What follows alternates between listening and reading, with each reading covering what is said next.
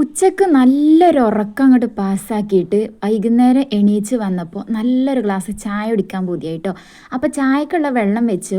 ഇനിയിപ്പോൾ അതിലേക്ക് എന്താ ഇപ്പോൾ കഴിക്കാനെന്ന് വിചാരിച്ചപ്പോൾ പപ്പടമാണോ അപ്പോൾ ഇനിയിപ്പോൾ ചായക്ക് കൂട്ടണേന്ന് ആയിക്കാറല്ലേ നിങ്ങൾ വിചാരിക്കുന്നത്. അത് അതിനല്ല കേട്ടോ. നല്ല ചിക്കൻ ബിരിയാണി ഉണ്ടായിരുന്നു. അപ്പോൾ ചായയും ചിക്കൻ ബിരിയാണിയും പപ്പടവും ബിരിയാണിയും പാടുള്ള കോമ്പിനേഷൻ പലരും ട്രൈ ആക്കി നോക്കിയിട്ടില്ല എന്നുള്ളത് കമൻസിൽ കണ്ട്. അപ്പോൾ ഈ ഒരു ചായയും അതുപോലെ തന്നെ നല്ല ബിരിയാണിയും പപ്പടമൊക്കെ കൂട്ടിങ്ങാണ്ട് അങ്ങോട്ട് കഴിച്ച് നോക്കണം. ഓ അടിപൊളിയാണ് അറിയില്ല. ബിരിയാണി ആ വയറ് നിറച്ച് കഴിച്ച് അതിൻ്റെ മുകളിൽ നല്ലൊരു കട്ടൻ ചായ, പാൽ ചായ പറ്റില്ല കേട്ടോ, നല്ലൊരു കട്ടൻ ചായയും കൂടെ കുടിച്ച് കഴിഞ്ഞാൽ കിട്ടുമ്പോൾ ഉള്ളൊരു സുഖം ഉണ്ടല്ലോ. അയ്യോ സ്വർഗം എന്ന് അറിയില്ലേ. എല്ലാവർക്കും ഒന്നും ഇഷ്ടപ്പെട്ടോണമെന്നില്ല. പലരും ചായ ഇഷ്ടമില്ലാത്തവരുണ്ടാകും, പലരും ചായ ലവേഴ്സ് ഉണ്ടാകും. പക്ഷേ ചായ എന്ന് പറയുന്നത് അതൊരു ഇമോഷനാന്ന് പറയുന്നത് വെറുതെ നല്ല അല്ലേ.